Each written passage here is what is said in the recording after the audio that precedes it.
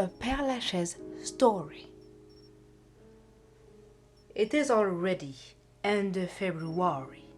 A light drizzle slightly humidifies the leaves and the stones of the alley when I begin my walk in the cemetery of the Pere Lachaise. While passing the door, there is a noise of wind, which plays a strange music in the majestic branches.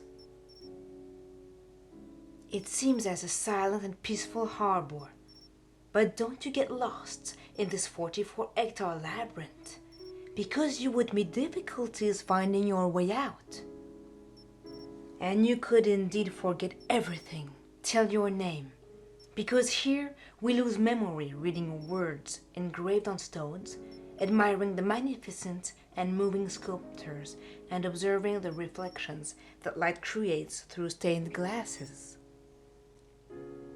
Here we forget to pay attention at the hour which passes through. The time is like suspended.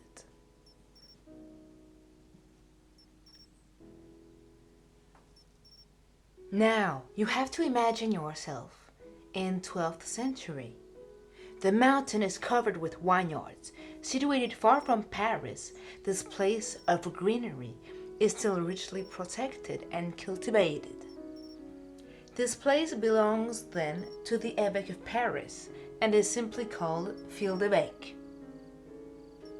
The domain is sold in 1430 to Regnault de Wandonne, a storekeeper who had made fortune selling spices all over the world. He will build a huge property which will be given very quickly the nickname Folie Regnault by the local residents. Almost 2 centuries later, on July 2nd, 1652, the domain is property of the Jesuits. Cardinal Mazarin brings the very young Louis XIV while violent fights rage in Paris. Future king witnesses the fight of the suburb Saint-Antoine setting the royal troops against the rebellious. An impressive battle. The suburb is no more than shouts and blood. In the end, it is the victory of Condé, which leads the royal troops against Turenne, leader of the revolt. The mountain will be renamed with agreement of Louis XIV in Mont Louis, in honor of the victory and visit of the king. And some years later, it is on the same Mont Louis that the particular confessor of Louis XIV is in the habit of finding rest and serenity. His name is François d'Aix de Lachaise. The Père de Lachaise will keep an apartment there until 1709, date of his death. As every good confessor, the Père de Lachaise benefits from all the trust of the king, and this one agrees gracefully on numerous embellishments and increases of the domain. It is doubtless for that reason that since the cemetery wears the royal confessor name. It is only in 1803, when an nth owner, ruined by the revolution, yields the mountain to the city of Paris. It is thus under the Empire that Nicolas Frochot, then Préfet of the Seine, is going to entrust the drawings of the future cemetery to Brongniart.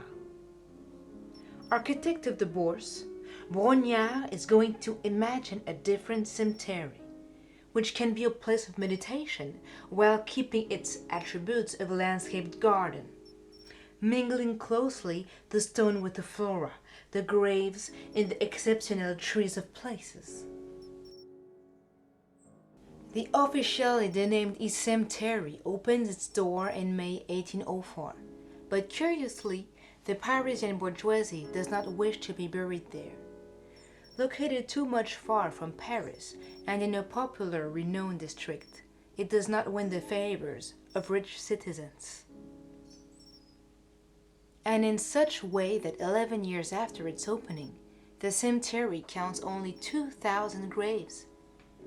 It is at this time that was imagined a highly honorific event for the cemetery. The graves of La Fontaine and Molière were moved in it, as well as the spoils of Héloïse and Abélard. It is an immediate success, and in the year 1830, the cemetery counts 33,000 graves.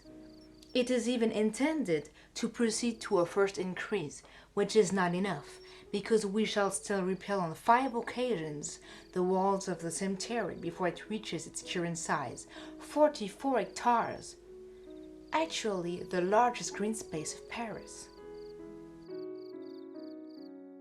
I continue to move about the tortured and hilly roads.